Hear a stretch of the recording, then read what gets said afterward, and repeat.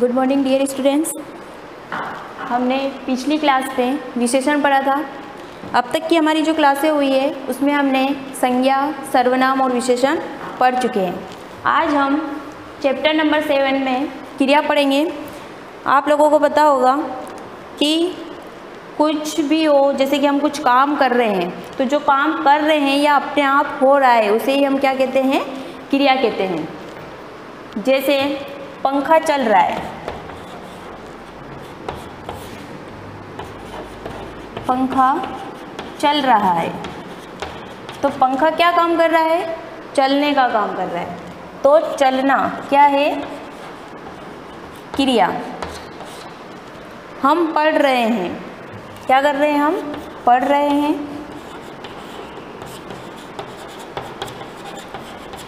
तो पढ़ना क्या है? क्रिया। इस तरीके से जो काम अपने आप होता है या कोई व्यक्ति करता है, कोई मशीन करती है, तो उस काम को क्या कहते हैं? क्रिया कहते हैं।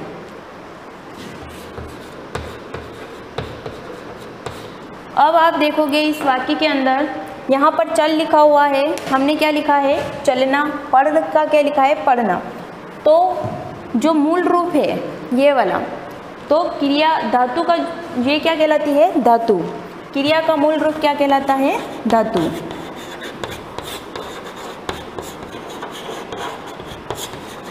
क्रिया का मूल रूप धातु कहलाता है।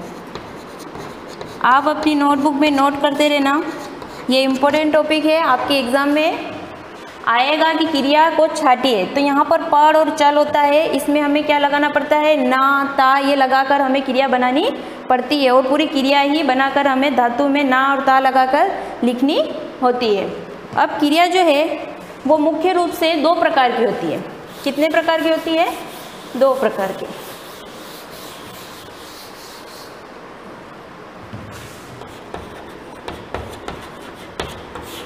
मुख्य रूप से 2 प्रकार की होती है। एक होती है सकर्मक क्रिया और दूसरी होती है अकर्मक क्रिया।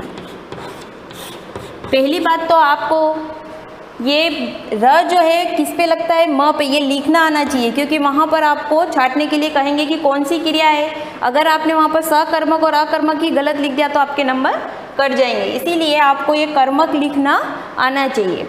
अब यहाँ देखो, सकर्मक, स का मतलब होता है साथ में, तो जिसके साथ क्या हो? कर्म हो, वो क्या कहलाएगी? सकर्मक। और अकर्मक का मतलब है जिसके साथ कर्म नहीं हो। अब आपको पता कैसे चलेगा कि कर्म है या नहीं? तो हम कुछ उदाहरण देखेंगे। मीना पुस्तक पढ़ती है। अब आप लोगों को क्या करना है? सबसे पहले इसमें संज्ञा छाटनी है। संज्ञा क्या है? मीना। अब क्रिया छाटनी है। क्रिया क्या हो जाएगी? पढ़ना। ये ध्यान रखना, जो काम हो रहा है वो क्या है? क्रिया। और मीना क्या है? संज्ञा। अब यहाँ देखो, आपको क्या पहचानना है? कर्म पहचानना है। तो किस तरीके से पहचानेंगे?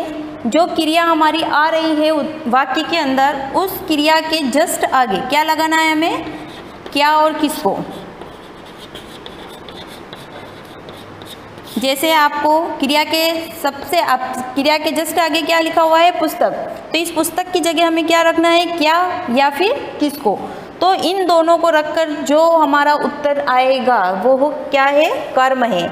अगर उत्तर नहीं आया तो इसका मतलब वहाँ कर्म नहीं है। जैसे मीना क्या पढ़ती है, तो हमें उत्तर आ रहा है क्या पढ़ती है? पुस्तक पढ़ती है, तो ये कर्म है। और जहाँ कर्म है वो कौन सी क्रिया हो जाएगी? सकर्मक क्रिया। समझ में आया? और देख लेते हैं हम। कर्म पहचानना आना चाहिए। अगर आपको कर्म की पहचान होगी तभी आप बता पाओगे कि क्रिया सकर्मक है या अकर्मक।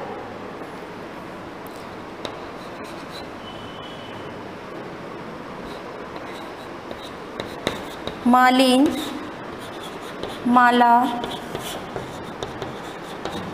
बनाती है।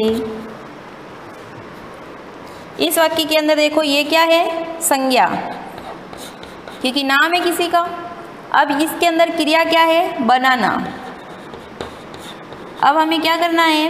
क्रिया के जस्ट आगे क्या लगाना है? क्या और किसको। सिर्फ ये इन दोनों से ही प्रश्न बनाना है। आप ये चाहोगे कि कहाँ, कब, ने ये शब्द लगाकर अगर आप प्रश्न बना रहे हैं और उसका उत्तर मिल रहा है तो इसका मतलब वो कर्म नहीं है। आपको सिर्फ इन दोनों शब्दों से ही प्रश्न बनाना है। अब मालिन माला बनाती है। मालिन क्या बनाती है? तो क्या का उत्तर आ रहा है? क्या बनाती है? माला बनाती है। तो इसमें क्या है? कर्म है, इसीलिए ये वाक्य कौन सा हो जाएगा? सकर्मक। समझ में आ रहा है? सकर्मक क्या है? जिस वाक्य के अंदर कर्म होता है उसे हम क्या कहते हैं? सकर्मक। अगला है दर्जी कपड़े सिलता है। अब इस वाक्य में आपको सबसे पहले छाटना है संज्ञा। मैं आपको इसलिए ये संज्ञा क्रिया ये बता रही हूँ ताकि आपको वहाँ अगर जो भी पूछे कि संज्ञा छाटिए क्रिया छाटिए तो आपको आना चाहिए। तो दर्जी क्या है? संज्ञा। सिलना क्या है? क्रिया, क्योंकि सिलने का काम हो रहा है। अब इस क्रिया के आगे हमें क्या लगाना है? क्या और किसको। दर्जी क्या सिलता है? क्या सिलता है? कपड़े सिलता है, इसीलिए ये वाक्य भी कौन सा हो जाएगा? सकर्मक। समझ में आया? जिसके साथ कर्म हो, और कर्म की पहचान किससे करनी है हमें?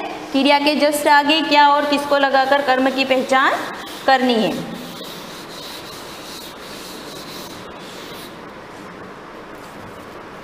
अब है अकर्मक।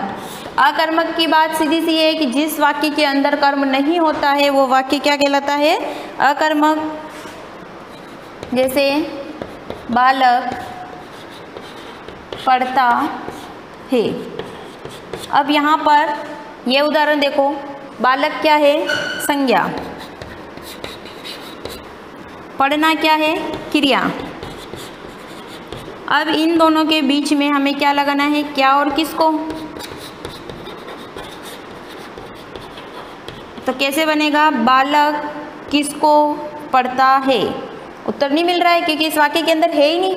अगर लिखा हुआ है तो आप अपनी मर्जी से नहीं कह सकते हो कि बालक ये पढ़ रहा है, तो इसके अंदर लिखा हुआ नहीं है, इसीलिए इसमें क्या नहीं है? कर्म। एक और बना लेते हैं, बालक क्या पढ़ता है। नहीं पता हमें, इसीलिए ये कौन सा वाक्य हो जाएगा? अकर्मक। और उदाहरण देख लो, सीता गाती है।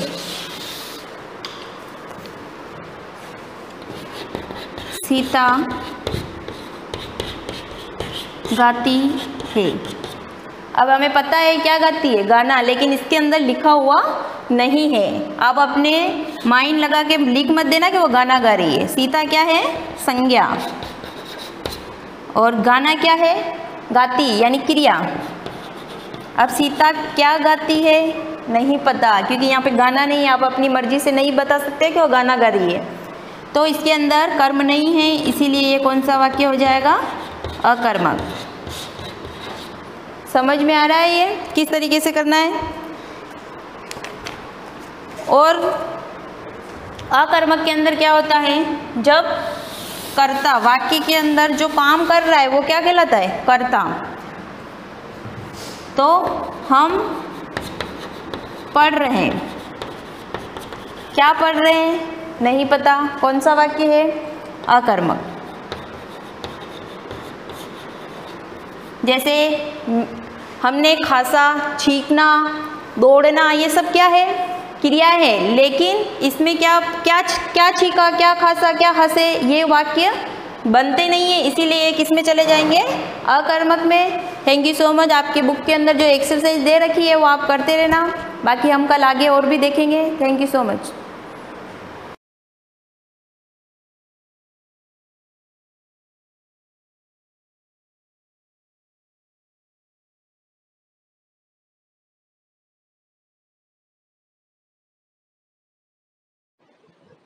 Good morning class. Previous 2 videos के अंदर हमने हमारा चैप्टर नंबर 16 पढ़ना है, अवर फ्रेंड। तो उस चैप्टर के अंदर हम बहुत सारी पर्सनैलिटीज, ग्रेट पर्सनैलिटीज के बारे में पढ़ चुके हैं जो हमारे कंट्री के न केवल कंट्री बल्कि होल वर्ल्ड के हमारे आइडल पर्सन थे, जिन्होंने कुछ न कुछ ऐसे अचीवमेंट्स किए हैं, कुछ ऐसे काम किए हैं जिनकी वजह से उनको हम आज भी याद करते हैं। और हम उस चैप्टर में भी उनके बारे में बहुत सारी इंफॉर्मेशन पढ़ चुके हैं। जैसा हमने प्रीवियस वीडियोस के अंदर डॉक्टर विक्रम साराभाई, डॉक्टर होमी जहांगीर बाबा जो साइंटिस्ट थे, और हमने जीजाबाई के बारे में पढ़ा जो शिवाजी महाराज की मदर थी। तो उन्होंने उनका डिटर्मिनेशन और उनकी एजुकेशन अपने सन के लिए ऐसी थी कि उनके सन ने उनका नाम रोशन किया। और क्यों किया? उनकी लाइफ पे सारा जो इम्पैक्ट था वो उनकी मदर का था, शिवाजी का। उन्होंने उनको इस तरह से ट्रेन किया, इस तरह से शिक्षा दी, सारे संस्कार दिए, तो उन्होंने इस तरह से अपना नाम रोशन किया।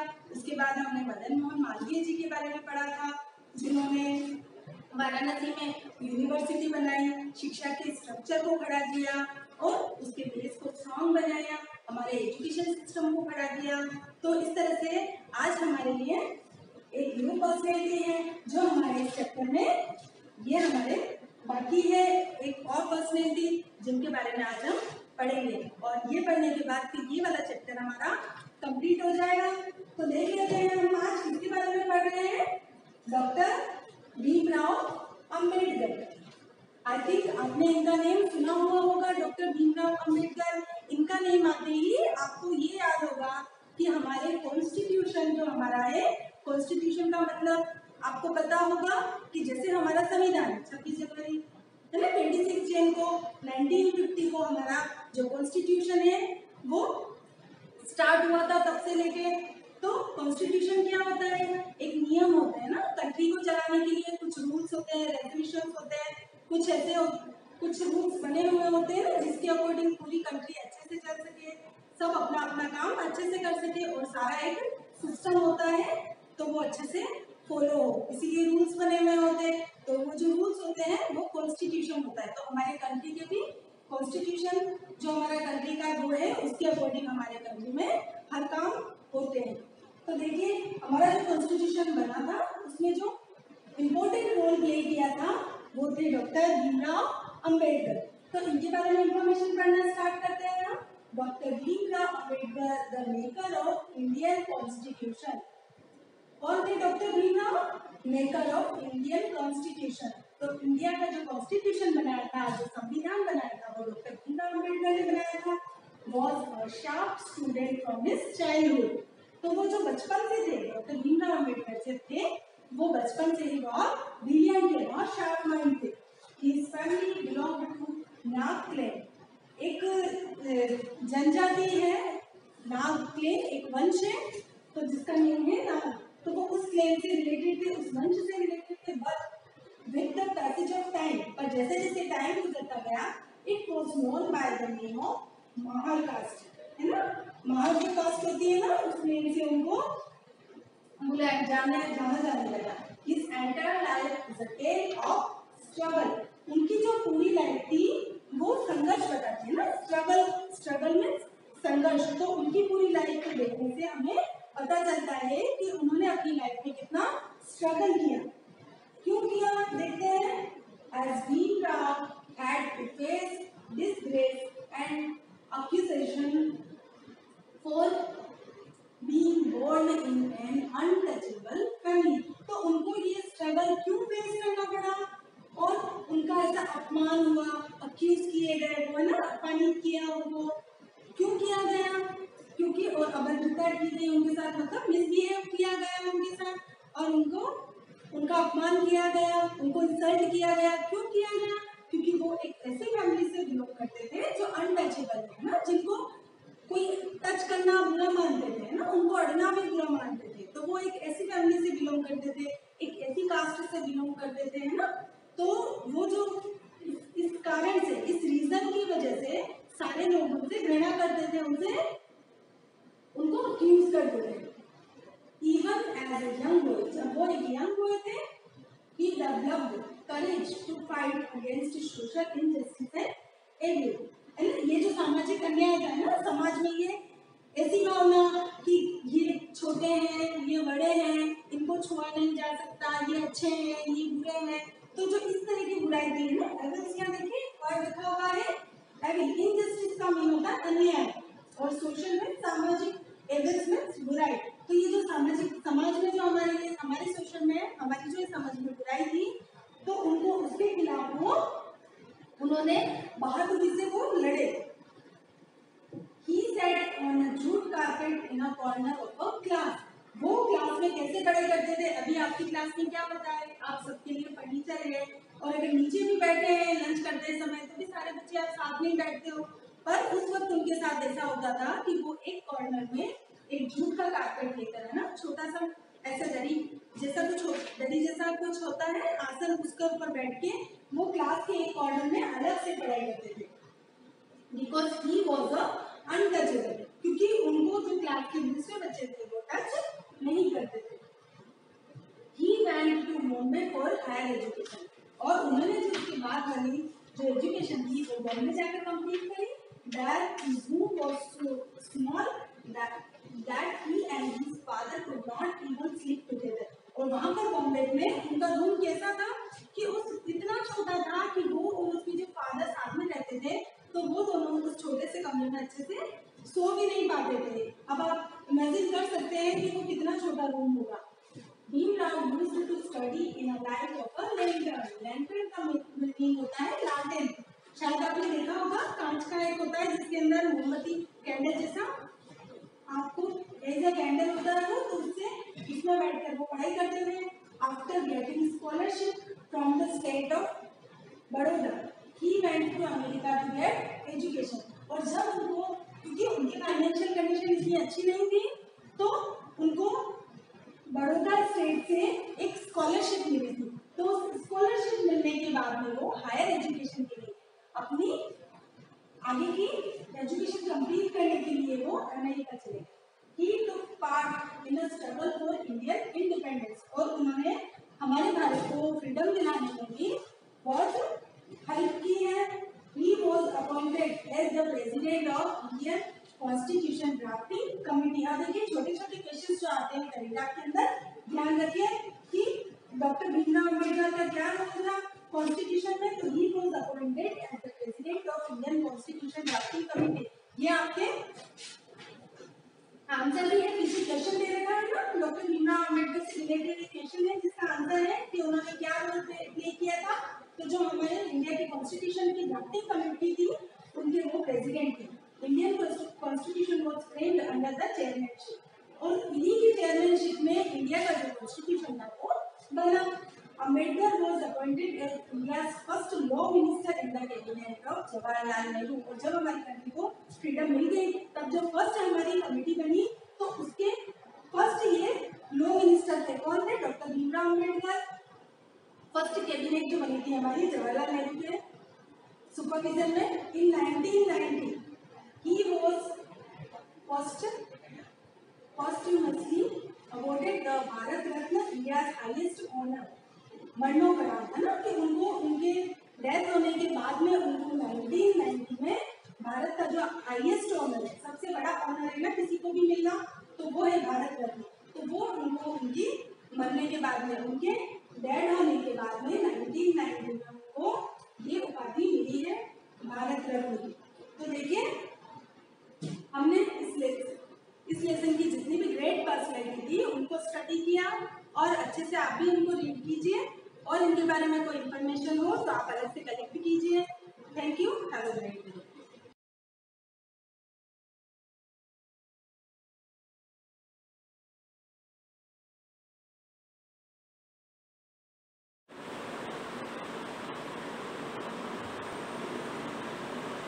मॉर्निंग क्लास, ये आज अपने लगभग चौथा दिन है अपना। एक बार मैं आपको समझा देती हूँ कि जैसे कि अपने ईवीएस की एक ही बुक है जिसमें कुछ चैप्टर साइंस के हैं और कुछ चैप्टर सोशल साइंस के, तो मैं उन दोनों को अलग अलग तरह से पढ़ाऊंगी। तो आपको जैसे कि 4th क्लास में भी आप लोगों ने 2 बुकें बनवाई थी, यानी कि दोनों सब्जेक्ट बुक एक ही थी पर उनकी नोटबुकें 2 थी। एक नोटबुक थी अपनी सोशल साइंस की और दूसरी थी अपनी साइंस की। अभी देखो कि जैसे कि ना फर्स्ट लेसन जो था तुम्हारे, वो आपको सरिता सर ने पढ़ा दिया था, तो वो वाला क्या है, उसको आपको सोशल साइंस में करना था। और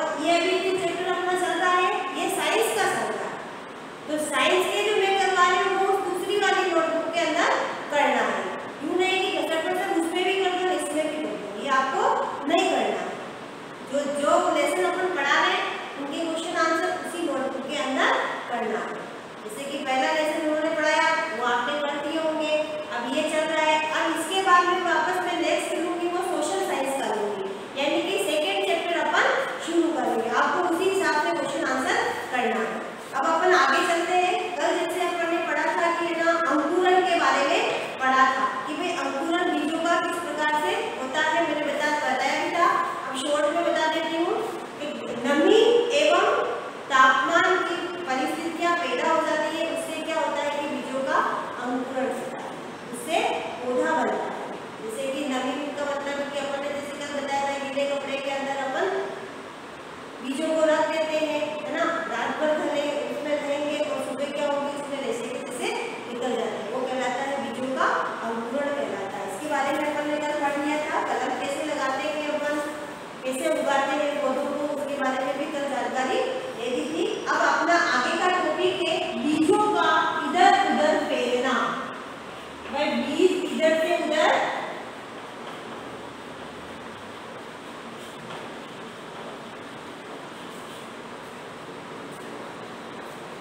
यानी कि बीज एक स्थान से दूसरे स्थान पर किस प्रकार से चले जाते हैं। अब देखिए एक प्रश्न है, जैसे कि अपन जैसे किसी भी ऐतिहासिक स्थल पे भी जाएंगे, किसी मंदिर के पे भी जाएंगे, या कहीं पे कोई प्राचीन दीवार बनी हुई है, परकोटा बना हुआ है, या मकान के ऊपर भी देखिए आप हल्का से कहीं से भी ना दीवारों में से भी पौधे निकल आते हैं। अब वो पौधे क्यों निकल आते हैं, वो पौधे क्यों निकल आते हैं और पौधे इधर और इधर क्यों चले जाते हैं, है ना, वो क्या है, प्रकीर्णन के द्वारा। अब प्रकीर्णन के द्वारा क्या होता है कि बीज इधर उधर चले जाते हैं, वो प्रकीर्णन कहलाता है। तो इधर उधर कैसे जाते हैं, अब प्रकीर्णन किस प्रकार से होता है वो अपन पढ़ेंगे।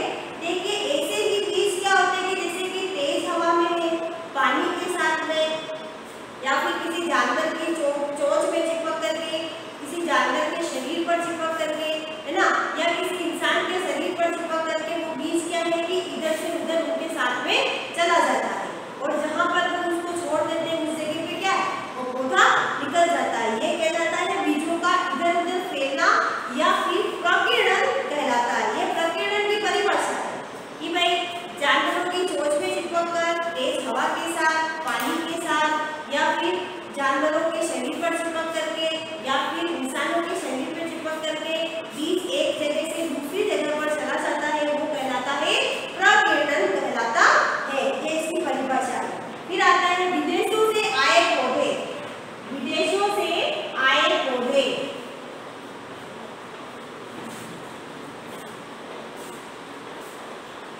अब देखो बहुत से पौधे विदेशों से भी आए हैं। व्यापार के लिए अनेक व्यक्ति अपने देश से दूसरे देशों की यात्रा करते हैं। यात्रा के दौरान अनेक पौधों व जानवरों को भी एक स्थान से दूसरे स्थान पर ले जाया जाता है, वो कहलाते हैं विदेशी पौधे, यानी कि दूसरी जगह से आकर के वहाँ लगवाए गए हैं। इसी प्रकार देखिए विदेशों से आए हुए पौधे कौन कौन से हैं। सबसे पहले ये चाय कहाँ से आई है, ये चीन से आई है। कॉफी अफ्रीका से आई है। भिंडी ये भी अफ्रीका से आई है, जिसको कि अपन हमेशा प्रयोग में करते हैं, चाय कॉफी भिंडी। गोभी यूरोप से आई है, और मटर ये भी क्या है, ये पौधा बाहर से आया हुआ है। फिर देखिए भारत में रहने वाले अंग्रेजों ने दक्षिणी अमेरिका में लेटाना का पौधा लाकर कलकत्ता के शहर में लगाया है। दूसरा देखो अंग्रेज अधिकारी ने ऑस्ट्रेलिया से यूकेलिप्टस के पौधे को तमिलनाडु के नीलगिरी की पहाड़ी में वहां पर लगाया है, और इसी प्रकार से उसको नीलगिरी भी कहा जाता है। भारत द्वारा अमेरिका से मंगवाए गए गेहूं, उनमें क्या था